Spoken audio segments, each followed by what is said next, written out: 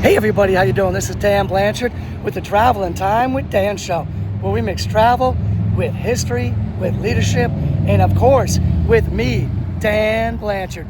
Today, I am at Philadelphia's Declaration House, also known to some as the Graff House.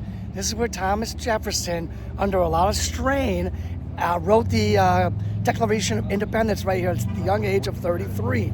All right. Now, when he first got into the city for the Second Continental Congress, he had been downtown, and he found that it was like very hot, and noisy, congested, and very stressful. I had a hard time writing under that sort of stress, right? So he came out to the western edge of the occupied city, or the city at that time, and right here where there were open fields, breezes, and fresh air, this is where he came out, right? And this is where the Graffs rented him that second floor. He rented 2 rooms there for 35 shillings a week.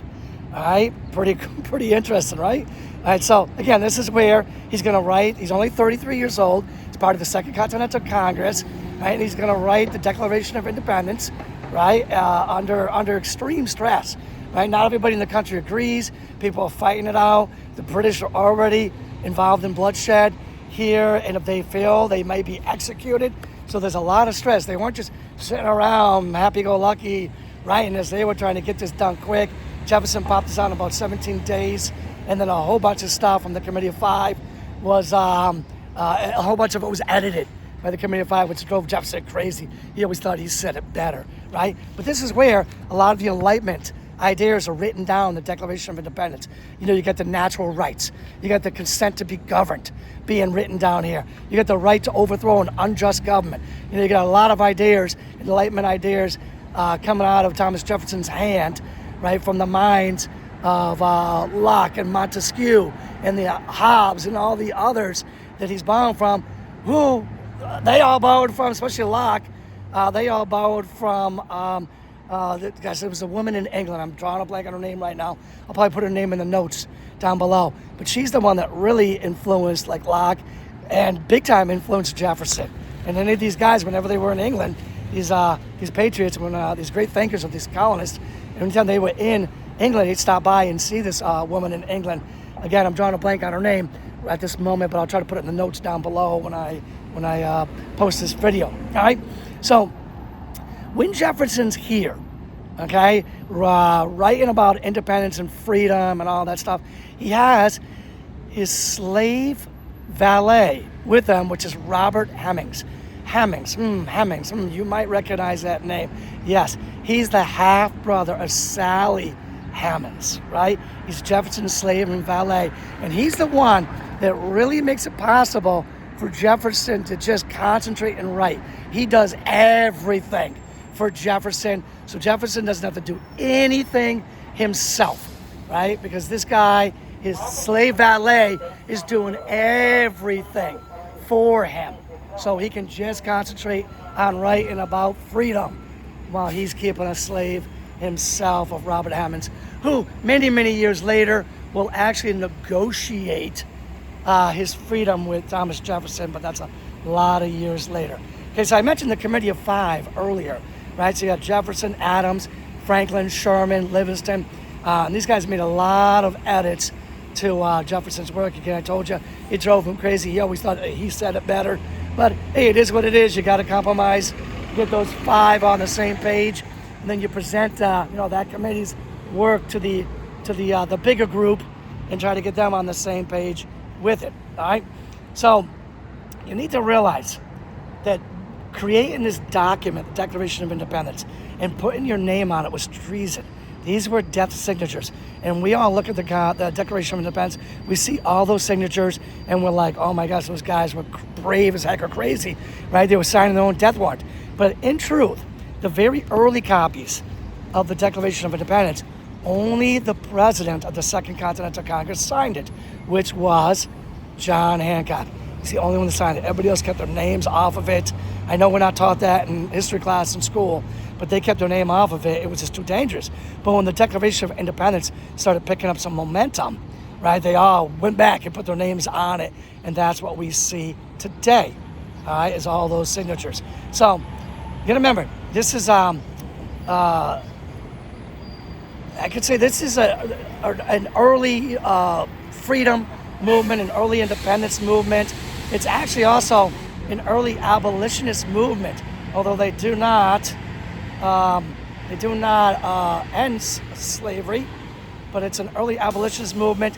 There's a great migration going on. The demographics are changing, right? And these guys, they're opposed to slavery, even though they kind of can't do anything about it at this moment because they can't get everybody's support, right? They're opposed to slavery, but they're not opposed, especially up here in the north. They might be opposed to slavery, but they're not opposed to segregation, right? And that's probably what's going to explain the very next quick little story I'm going to tell you about this, right? Here we are in Philadelphia where all this great stuff was happening, and I was like, well, wait a minute. If we go more modern day, it was Pittsburgh. The Pittsburgh Pirates baseball team that was the first baseball team to pretty much fully integrate, and it was them and not Philadelphia. Philadelphia was considered to kind of be south and kind of like racist. And, whenever Pittsburgh came into Philadelphia to play professional baseball, like in the 70s, they got treated terribly. So why was that? I mean, why? It doesn't make sense, but it does if you look at it like this.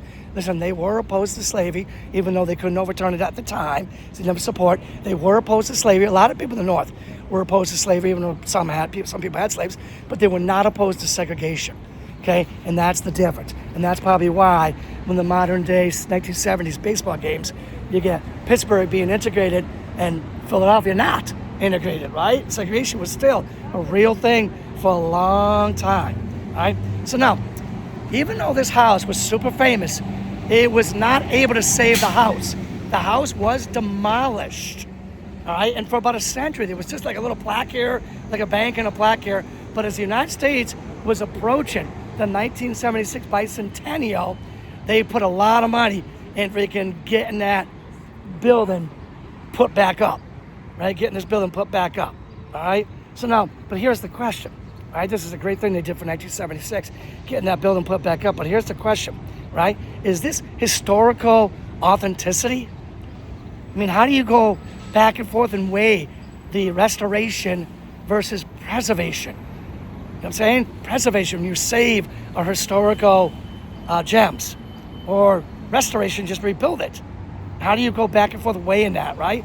So is this house, is it like a monument to an idea, or is it like a record of a specific moment in time?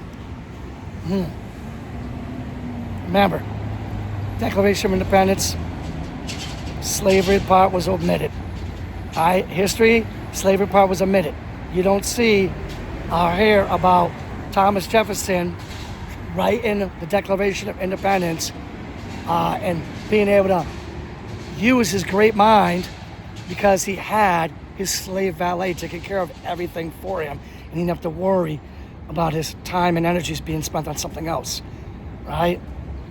It's omitted, but it's a great American paradox, okay? Now, going back to the American Declaration of Independence, it might shock you that they didn't put their names on it right away. They did it later on. Let me ask you, would you have put your name on it right away, knowing it was a death warrant? Something for us to think about.